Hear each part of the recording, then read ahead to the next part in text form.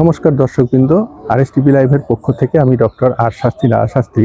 আজকে প্রভু জগন্নাথ দেবের উল্টো রথযাত্রা।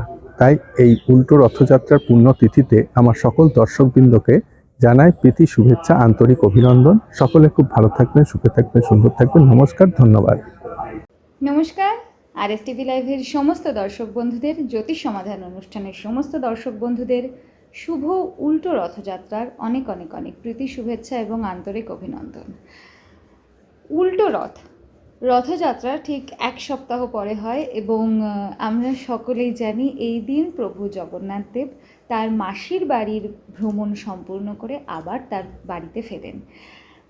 এই দিনটিও একটি অত্যন্ত পুণ্যতিথি হিসেবেই বিবেচিত হয় আমাদের হিন্দু শাস্ত্র মতে, এবং এই তিথির আবারও অনেক অনেক শুভেচ্ছা সকলকে। কারণ এই পুণ্যতিথিতে একটু যদি ভগবানের আশীর্বাদ কুড়িয়ে নিতে পারি আমরা, সেটা আমাদের জীবনেরই আগামী দিনের পাথেয় হবে, আগামী দিনের সমস্ত বাধা বিপত্তি থেকে দূর করবে।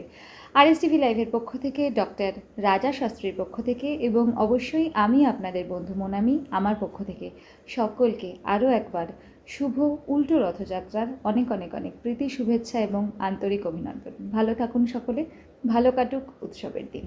নমস্কার।